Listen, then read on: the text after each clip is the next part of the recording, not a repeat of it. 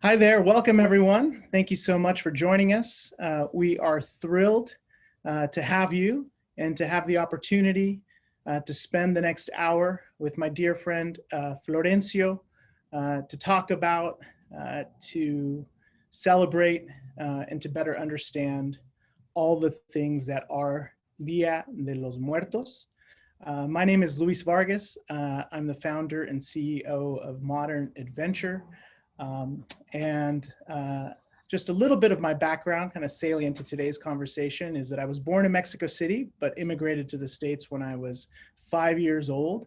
And in many ways, I kind of felt stuck in between two worlds, not really Mexican, not really American. And it wasn't until my early 20s that I spent extended time in Mexico that I really grew to understand, frankly, how extraordinary of a country and a culture Mexico is. And of course, now with Modern Adventure, have the opportunity to share that wonder with people. And there's so much there. And I think particularly Dia de los Muertos is one of those things that has really captured people's hearts and minds and captured the zeitgeist with this amazing, colorful imagery. So today's really an opportunity to unpack that a little bit and really learn where the tradition comes from, how it's celebrated today.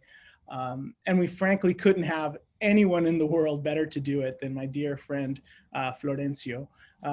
Florencio is a cultural geography scholar with concentrations in colonial iconography and astroarchaeology from the UAM in Mexico City.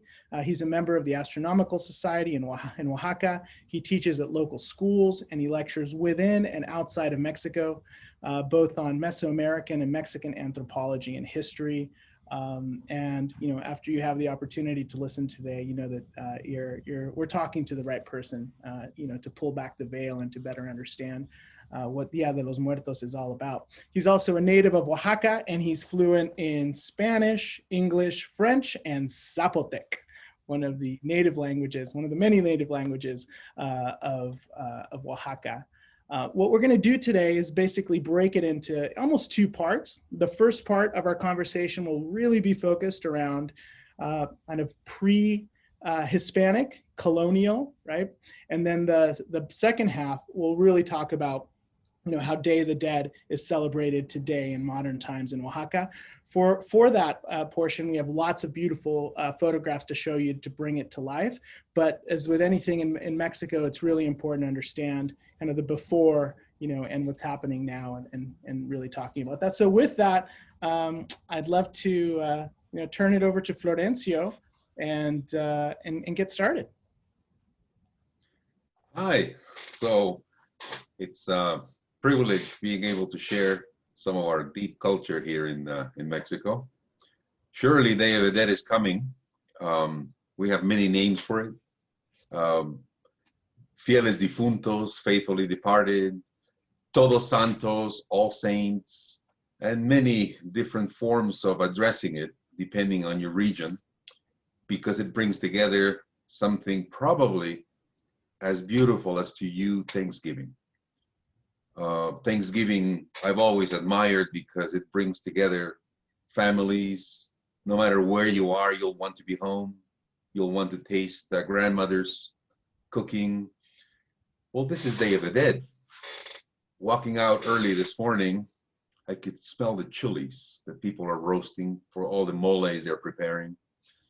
It's a big occasion, big occasion. And there is an origin, of course. There's an origin and reason why it's still around.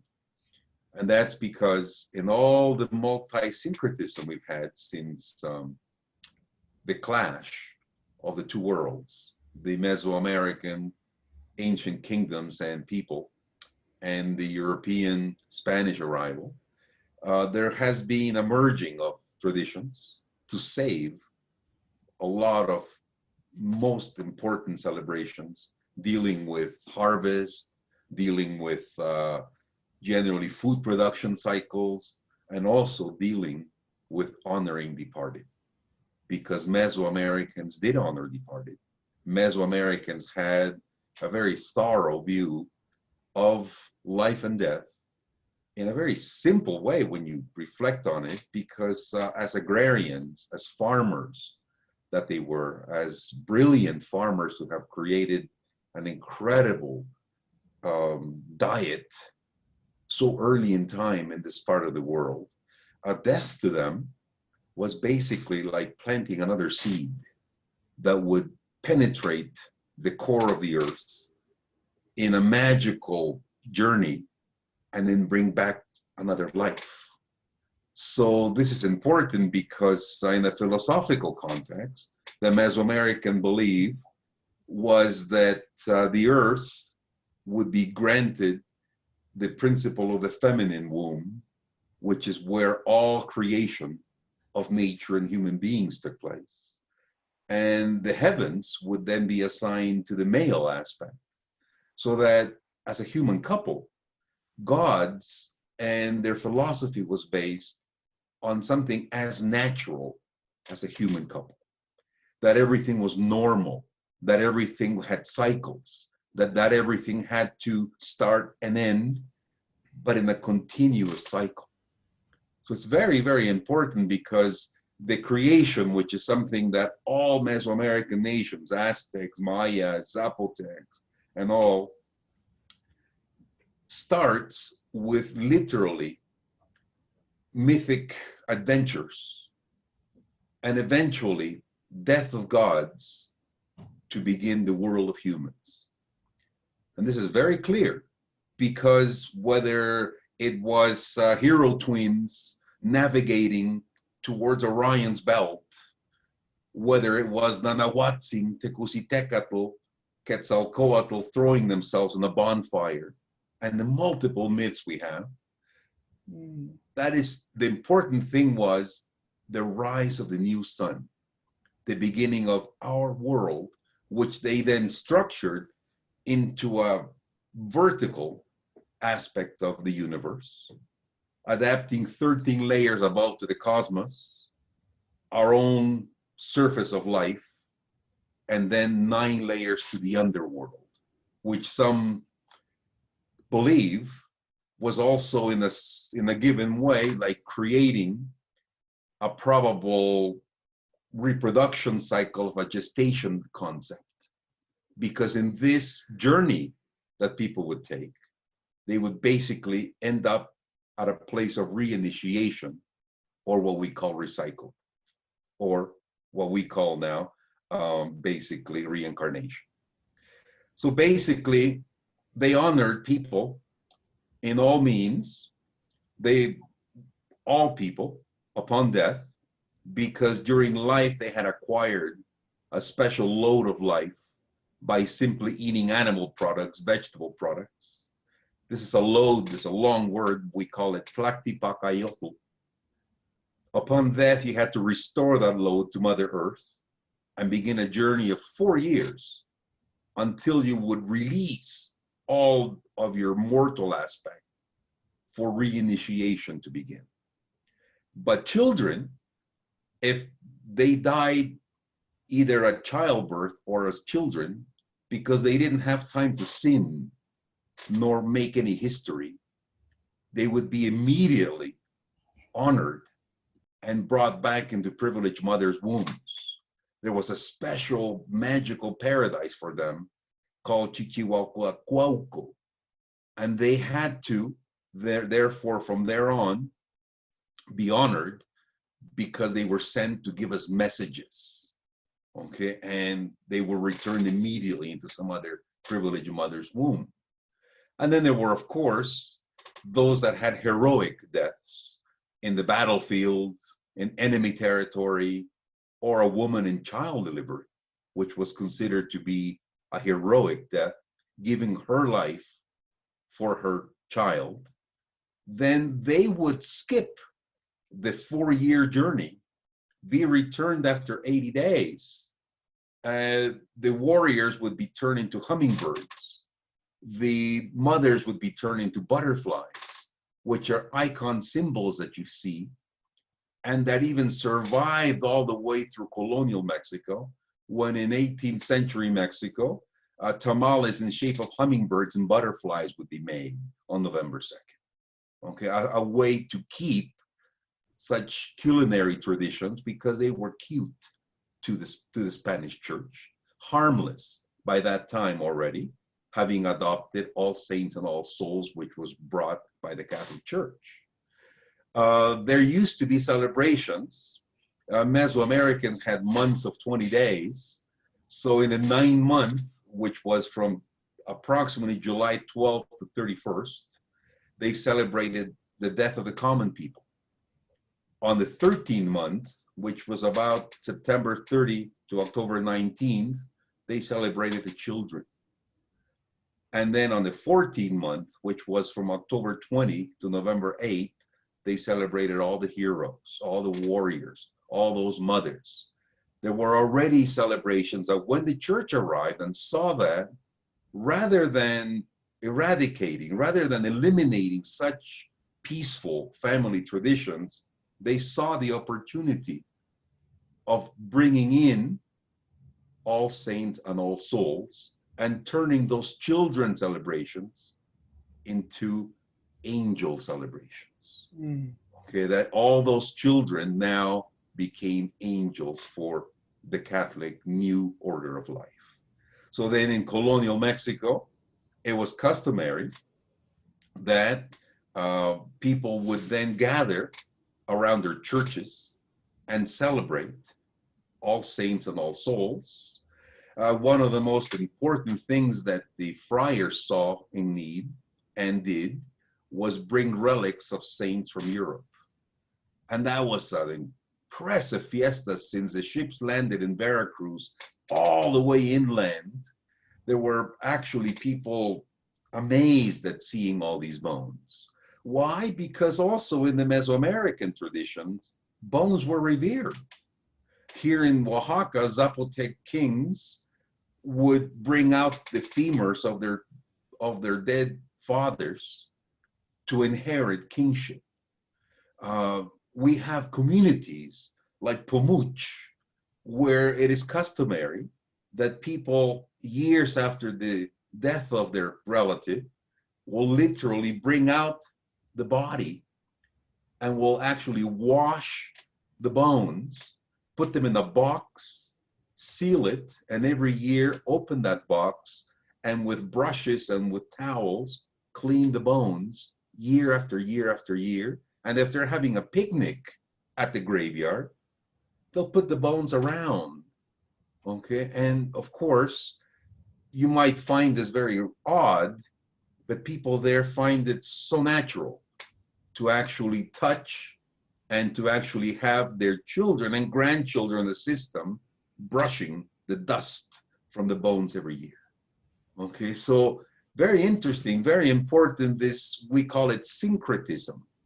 How we have many examples about how the Catholic Church was able to bring together and keep this tradition alive and allow people to turn from something pagan to something accepted, validated by the Catholic Church, okay? Because the tradition was that on November 2nd, all the altars of relics, where all those relics of saints from Europe were brought, would be open.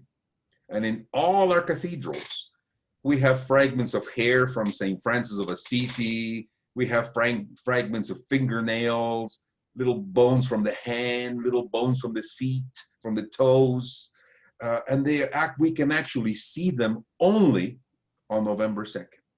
So then breads were made, as some are still made today, with a nice cross pattern that were actually bones of saints.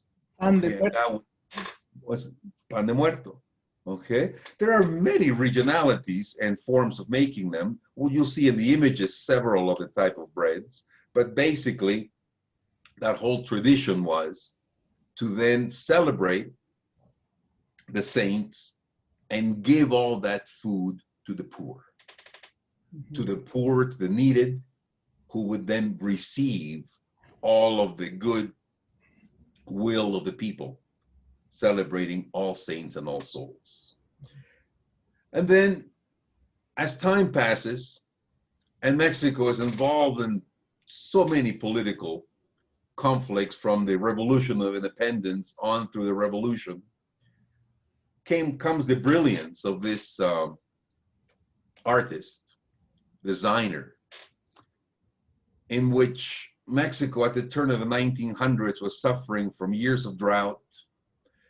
Our president, Porfirio Diaz, one of Mexico's greatest presidents of all times, was actually running for the 7th time in office. He was about to turn 80. People were discontent. People needed a change. And Posada, Jose Guadalupe Posada, brings out the Calavera de Ultratumba, a critique, a satire that is to actually be Mexican and at the same time become very, very satirically and very critical of political livelihood. But overall, it was so funny, it was so well received that people began to use it in paper cutouts, in designs, in newspapers. And one of the most brilliant things that Posada did is accompany these images with a subtle but very hard critique of government officials in poetry that made it funny. So November 2nd is still the only day of the year when we can read in our local newspapers poems that criticize or congratulate good or bad things that our current leaders, whether it's a mayor, whether it's a governor, president of Mexico, and get away with it. Okay, so a lot of us, I personally, every November 2nd, I prepay at my favorite newsstand for all the newspapers that come out that day, pick them up the next day, and then we sit at home and we read it and laugh because there'll be many, many poems about our president, our soccer stars, our governor, El Chapo, Donald Trump, of course, all the names of people that we hear about right now that are popular in everyone's knowledge and news and media will be in the calaveras. Okay, so Posada did something extraordinary, and in his critique, he created probably the most iconic of all the images, which was La Catrina. Yes. La Catrina was of a very fancy lady, basically mimicking Carmen Romero Rubio, which was the wife of Porfirio Diaz, which was a very well-educated woman from northern Mexico that loved Europe, loved European ways, and thanks to her influence, Mexico City, Oaxaca, and so many of our big cities were introduced beautiful fine arts palaces, promenades, our own version of Champs-Élysées, okay? But the whole message was clear. No matter how much you have, no matter how sophisticated you are, you're going to be a skeleton like all of us, you know? And it just made people so attached to that idea that one of the great painters of that time, Diego Rivera, introduced it to the entire world with a mural that he originally painted for a hotel that collapsed in the 85 earthquake, which is a Sunday afternoon in the Alameda Park, where you can see in the center the famous Catrina, the skeleton, but look how she's dressed in very fancy clothes with the hat. You can see Posada next to her. And then on the other side, you can see young Diego Rivera as a child, Frida Kahlo. And this becomes, from this moment on, one of the multiple forms of representing the calaveras or the skeletons that characterize people's painting their faces today, sugar skulls, and so many, many whimsical, traditional forms of depicting the multiple ways which we remember many that have passed. Okay, so this is a very, very important turn of our history for celebration of Day of the Dead. So that right now, as I was saying, in present life, as of now, most of our fields are covered with flowers that will be used because the demand is amazing, the demand for Day of the Dead products. Most families begin roasting their chilies and doing so many special food preparations coming up. Everything getting ready. Our markets begin to be filled with all these products. And beginning with, in the next couple of days, beginning with tomorrow, everything will be out in the markets. Okay, these are basically sugar skulls.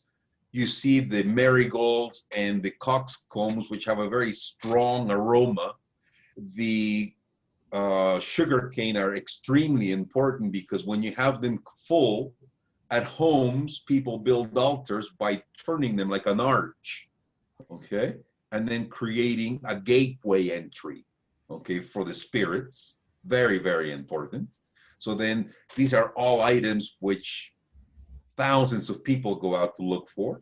You can see simple, very ephemeral, we can say, because the tradition is that every year the custom is for you to go back to the market.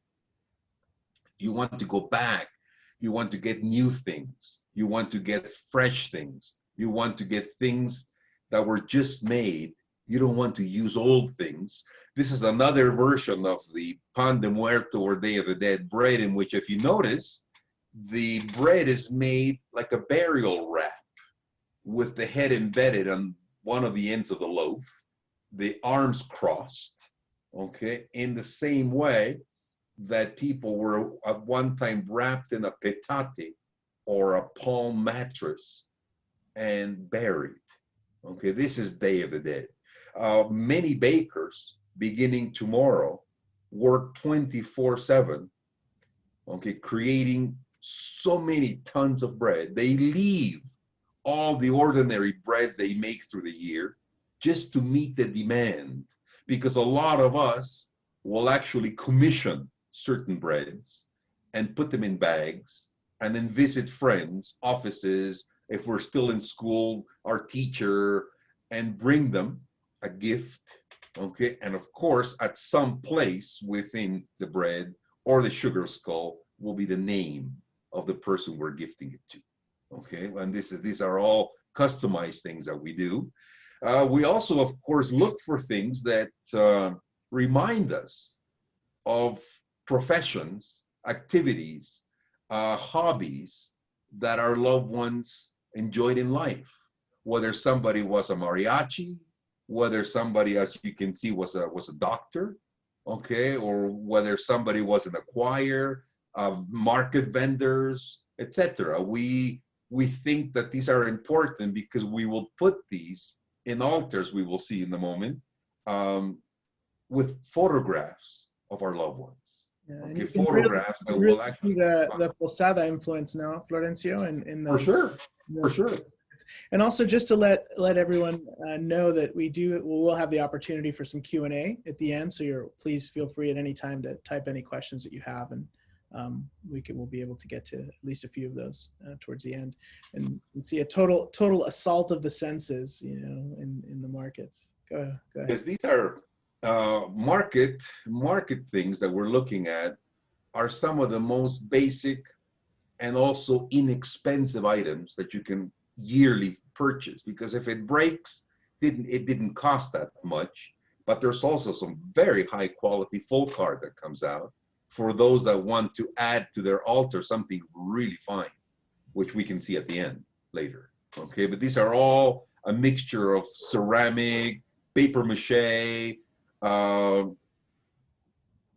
and many different forms of making these skeletons. And you can see again a wide variety, and also the Katrina with the big brim hat that covers that tall lady in ceramic that you can see, which again is iconic in paper cutouts and so many forms. So then, very important is that all this major celebration begins on October 31st. Living in Oaxaca, Michoacan, Yucatan, Campeche, Chiapas, a lot of the areas of Mexico where we have a heavy Mesoamerican influence, we're still accustomed to hearing bells of our churches always that announce things. So on October 31st at 3 p.m., the bells begin to ring and fireworks explode, which is when it all begins. Okay, fireworks in our culture are extremely important. They celebrate weddings, they celebrate so many things, but in context of Day of the Dead, they open holes in the atmosphere so that the animas or spirits can pass and can find their path to our altars in our homes.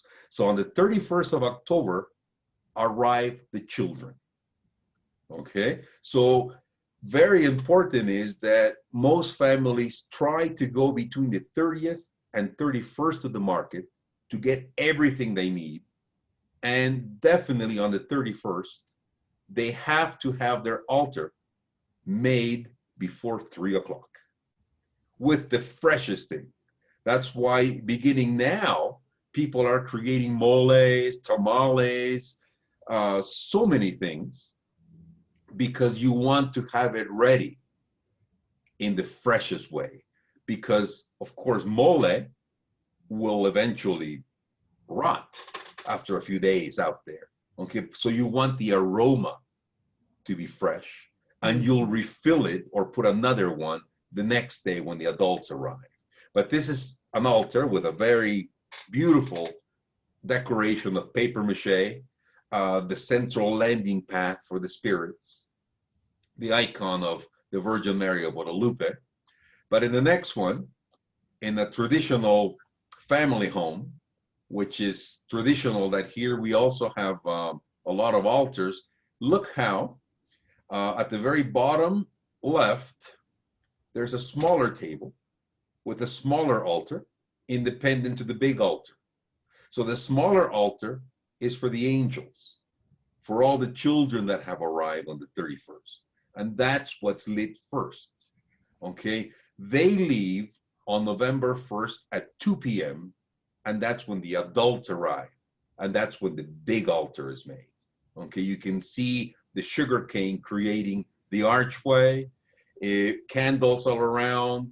You can't see, but there's incense in the atmosphere, and mostly petals of marigolds from the altar in a path all the way to the front door.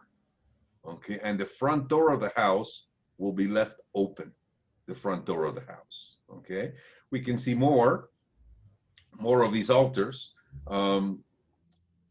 Many of them have multiple levels, because it's very important to remember that the verticality in pre-Columbian Mexico represented the 9 levels to the underworld, the 13 levels to the cosmos. So then this was extremely important, and the Catholic Church liked it because it also to them represented the 9 angelical choirs, the Trinity, and it actually merged perfectly to be able to stay in this tradition. So this is extremely important, that you rise and rise and rise, and in each level you have different items to offer, from drinks to foods to devotions like Virgin Mary of Soledad, trucks, I mean, all the things that will remind you of your intimate family preferences, your loved ones. We also have a custom, like in some of the next ones, that when someone passes, we hold prayers for the following 9 days, which is like a novenary, post-novenary. And we have them in the person's home, and we make a sand altar. Imagine if our loved one was devout to Virgin Mary of Guadalupe, We'll make a Virgin Mary of Guadalupe with colored sand. We'll make sure we have oil candles lit for 9 days. And at the end of the 9th day, we have a mass.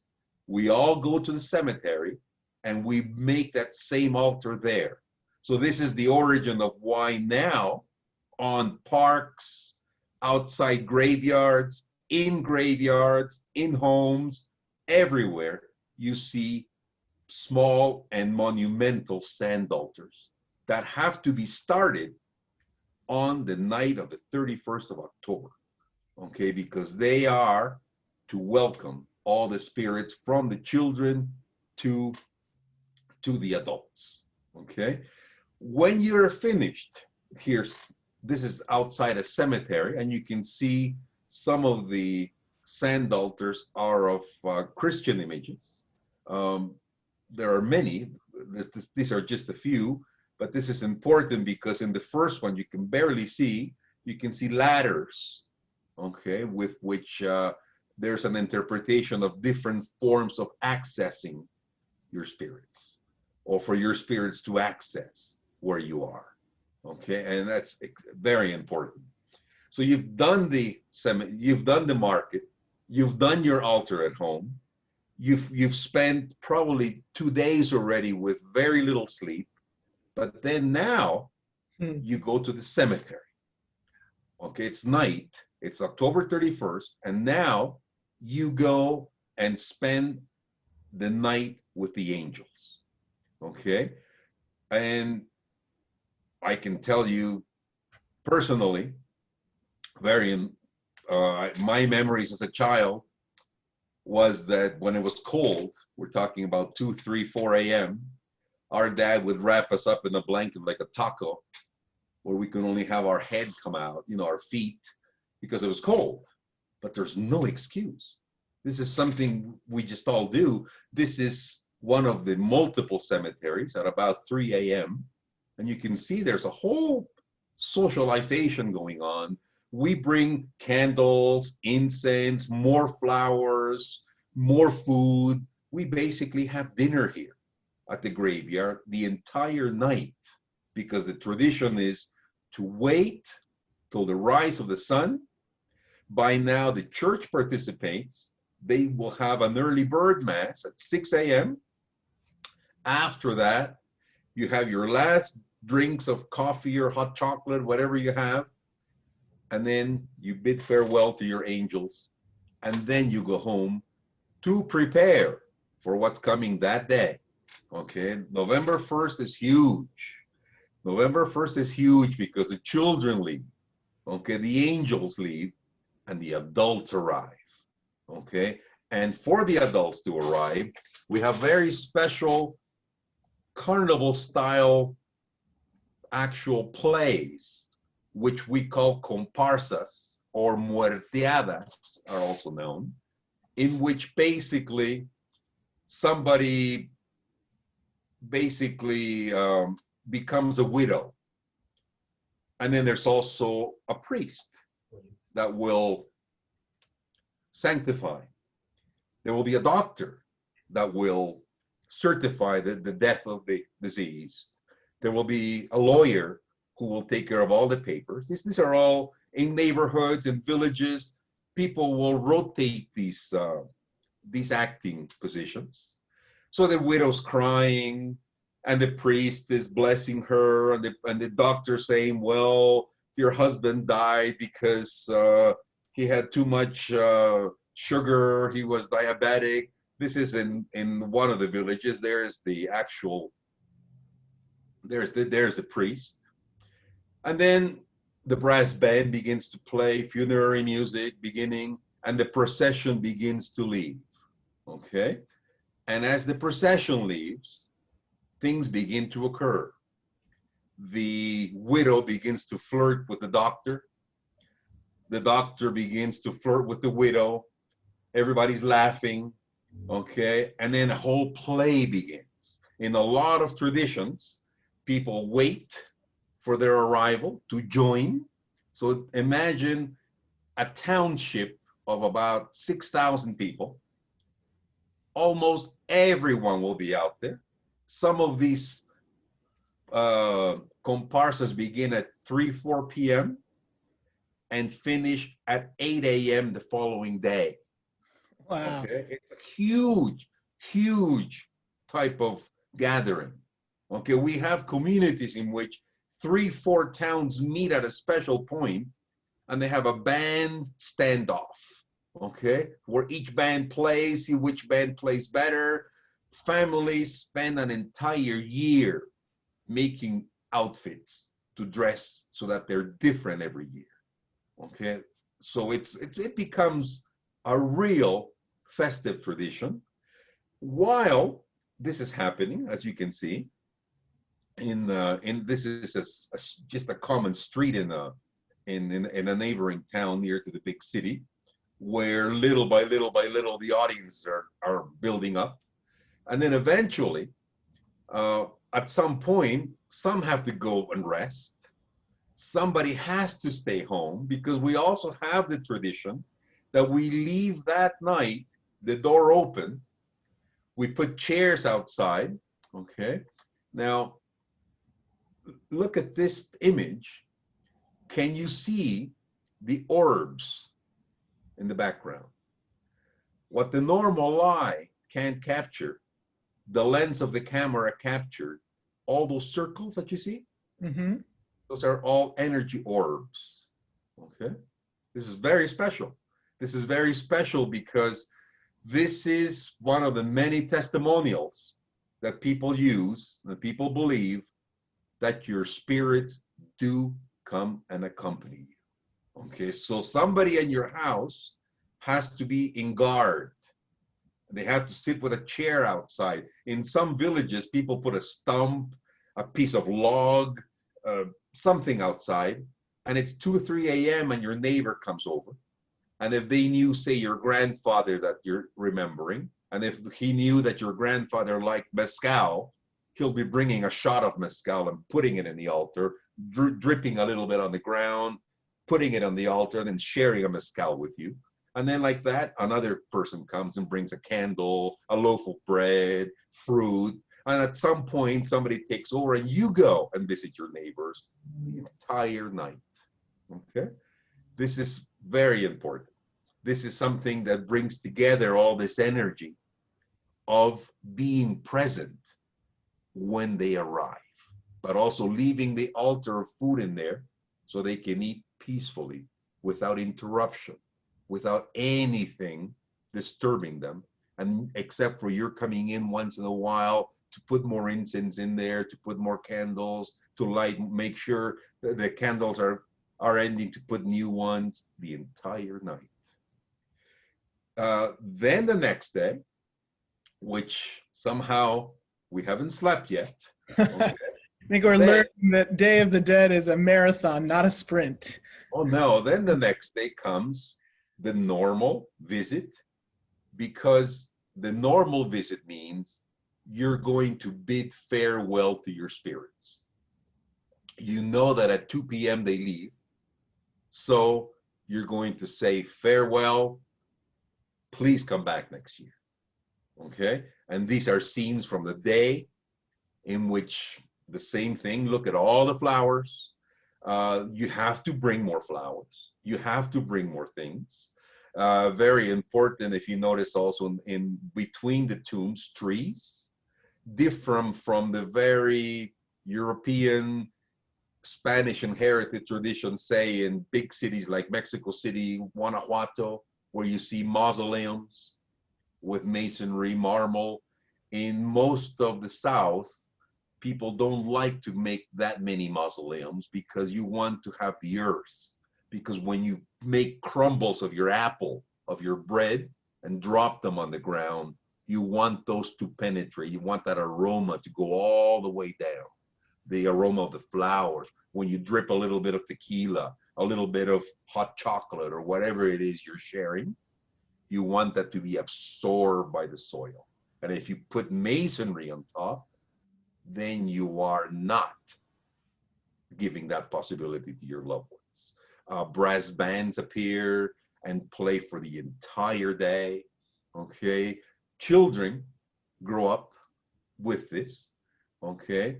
Cleaning first the grave, then of course helping grandmother, dad decorate the grave, then sitting around to have lunch, then talking about who's there and reading all the names. And these are just a few images to give you a good idea of the impact. Because to be very honest, it's also a very expensive fiesta. Mm-hmm. It's a very expensive celebration. If you add up all the costs of all you bought in the market, all the gifts that you make, all the altar, the cemetery decorations, all of that, that can sum up a lot of money. Okay, but somehow, from wherever we can, however we can, we must all do it. We must all do it because this is something that brings together our strongest identity. And this is something that, well, as I say personally, I can also share. I remember once, teenager, I left my family. I was sitting out there and I was pretty upset. And an elderly man came and sat with me and he said, "What's wrong, kid?" And I said, "Well, I'm cold, I'm uncomfortable, I want to go home." "Well," he said, "relax, don't worry." Poured me a shot of mezcal, which at that hour of the night was great. And he said, "Listen, let me tell you a story. I was given an appointment in Mexico City to renovate my very special pilot's license. And it was in October 31st. And I couldn't change it. So I went. Immediately, as soon as I finished, I tried to book whatever I could on my way back. And the only thing I found was a bus ticket. So I bought it. And I fell asleep, he said.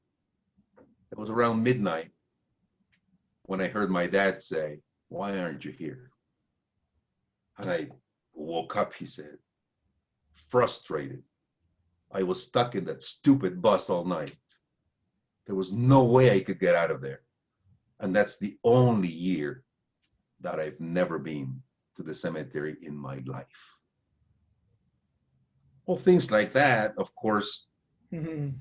you know, the elderly man became a friend of mine. Every year I'd see him and we were all there at the cemetery all night. And now when I go, I pour a little mezcal on his grave because that is Day of the Dead. And let me end with this year. It's a tough year. I have a good friend of mine, a comadre, who lost both her parents this year. First her mom, then her dad, just recently, October 2nd. And it hurts. But I was talking to her a couple of days ago and she said, please come on November 2nd.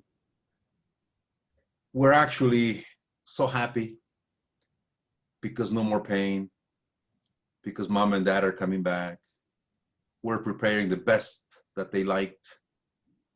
So come and have our farewell dinner with us, okay? So it hurts. I think that Octavio Paz, our great Nobel Prize, was wrong when he said that we celebrate death. Nobody celebrates death. But it depends how you deal with it, that you assure the continuity of your life for your kids, for your descendants. And this is why Day of the Dead is so precious.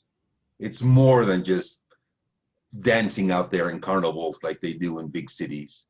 It has a lot more depth. And thanks to that syncretism, we think Day of the Dead has been around with us for at least easily 3.5 to 4 millenniums. And we don't think it will stop anymore because in 2001, UNESCO has named it World Heritage, okay, the tradition of Day of the Dead. So I better stop for questions. That's wonderful, Florencio. Thank you so much for such depth and wisdom and really helping us, pull back the curtain and understand a tradition that runs so deep. And of course, you're calling us from your home in Oaxaca right now. Yes. And, it's fun to think that literally in the next 24 hours, all of the things that you were talking about begin all over the country, and of course in your city. And I think with such an unsettling year, to think about both life and death, it's timely. Also, to mention that if you would like to see Dia de los Muertos in Oaxaca firsthand, we do have that opportunity. You can visit modernadventure.com/Day of the Dead, and you would have the opportunity to travel to Oaxaca during the days and really experience firsthand a lot of what we talked about, from actually building the altar to visiting the graveyards to spending time with my dear friend Florencio. If there's any questions, we'd love to hear them. I saw one come through a little bit earlier. Florencio, if you could talk a little bit about La Santa Muerte. La Santa Muerte. La Santa Muerte is a new phenomena in the last generation that has accumulated the respect for death through a concept of sanctifying death as a saint, Santa Muerte. So it's become formal.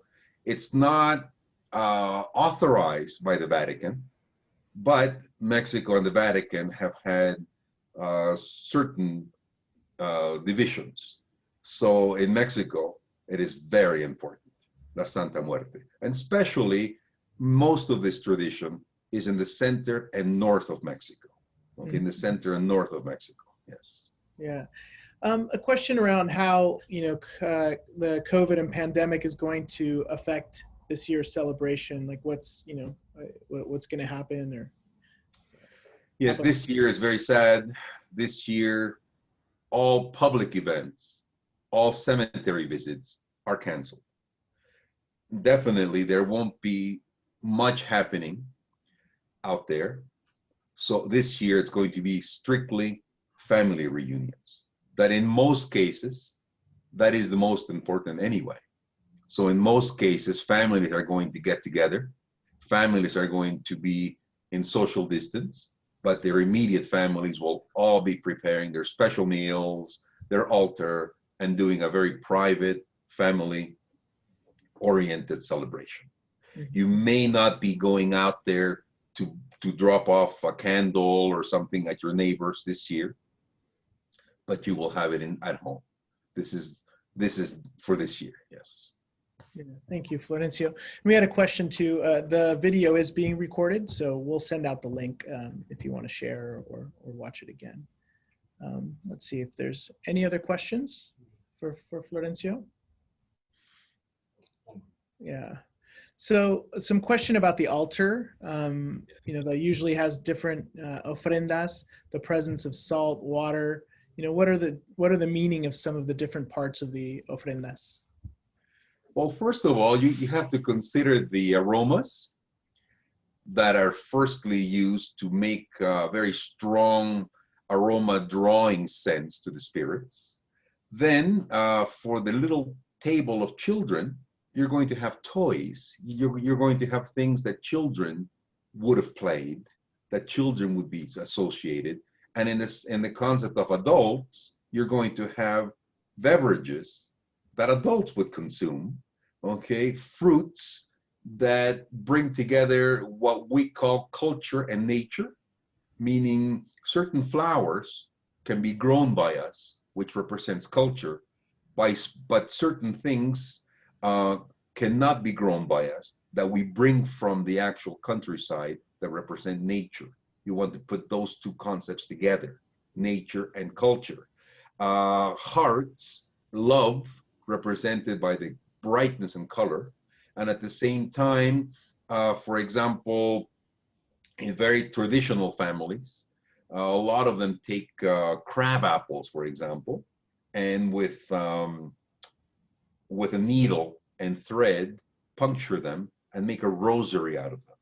Okay, because the rosary is associated with the prayer of the 9 days after the death of someone.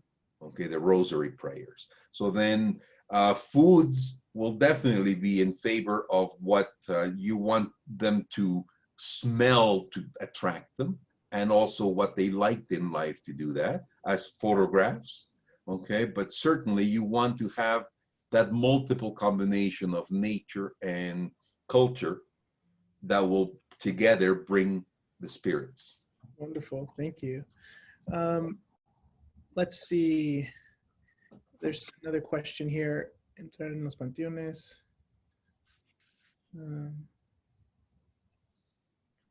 Let's see. Inquiring.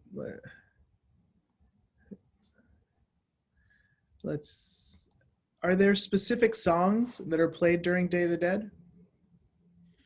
Not necessarily specific songs, but you know that usually funeral songs have a very low tone, different from a wedding type of performance, which is very festive. So usually those lower tones are the ones that are mostly played, especially like the brass band scene we saw at the cemetery. It would all be very respectful, middle, low tone music that will remind us of an actual funeral procession, basically. Yes. Is there a traditional mole for Day of the Dead? I think you mentioned perhaps turkey mole. Is there a specific type of mole that's made for Day of the Dead, or does sort of every family bring their own? Usually most families make 2 or 3 moles, because your loved ones you're remembering probably are multiple generations, and you're making several. One of the definite favorite ones, for example, in this region, is a mole that is made with almonds and raisins and olives, and which is very, very peculiar to this region. But also the black mole, because the chihuahua peppers are endemic to Oaxaca. Okay, so then that is a very, very special, and both with turkey, of course. Beautiful. Okay, this is festive. This is not like just buying chicken. This is turkey that you buy maybe 2 months before, fatten, and have ready. This is something you prepare for. Yeah, that's wonderful. Yeah, and it's important to remember there's so many different types of mole. Now, most of the time, in the States, you think mole, the dark, more that chocolatey base. But if you go to the market in Oaxaca and other parts of Mexico, there's dozens of types of moles. Many moles, yes. Really, really wonderful to experience. What about mezcal? Is anyone going to have a specific type of mezcal, or what mezcal is drunk during the celebration? Well, definitely, because it's something important, then you will commission special mezcal. Some people have something we call curados, which means they'll get mezcal at the beginning of the year, and they'll put herbs in it and leave it in for the entire year until Day of the Dead, so that the mezcal will have an herb flavor to it. It can be poleo, so many different type of herbs, okay? But you want to bring out not just any ordinary mezcal. You want to definitely bring a top mezcal to enjoy in the multiple events that you have. Yeah, wonderful. Yeah, and certainly consider this an invitation to come to Oaxaca. All of these things are just incredible to immerse ourselves in, and the mezcal alone is worth time and exploration, to say the least. I think one more question, a simple one but a thoughtful one, I think, which is Day of the Dead ever sad? No, because Day of the Dead is also a way of release. Even though, like my friend that has just lost someone less than a month ago, that is very fresh, that just ended the novenary, and that is just putting order in the house. She has gone through a very sad moment, but now this is a way to release. This is a way to think of the great things and to celebrate her parents' life through the many stories, the many memories, the foods, and all the things that can be of good, positive way to let them go. Okay, it's a very, very important attitude that overpasses sadness. Yeah, wonderful, wonderful.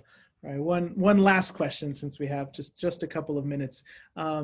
Someone noticed the mention of olives, raisin, almonds. Is there an Arab influence in the mole?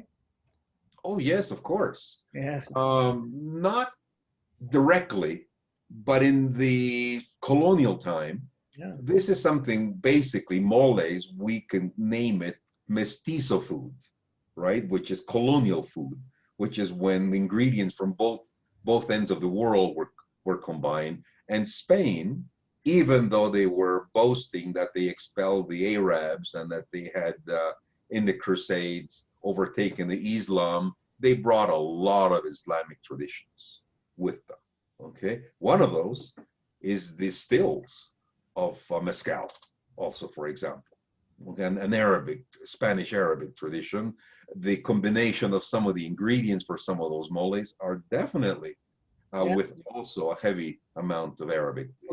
Tacos al pastor, right? And having there's the similar to a shawarma. So yeah, we're very much. Well, wonderful. I think that's what we have time for today. I want to thank again Florencio for bringing us this master class and for sharing so much of yourself and your tradition. I want to thank everyone that joined us. Thank you so much. And closing out again with an invitation to join us in Oaxaca and uncover all of these wonderful things and traditions, and to have the opportunity to experience yourself. I'm wishing everyone a very happy Halloween and a very happy Day of the Dead. Muchas gracias y buenas noches. Thank you. Buenas noches.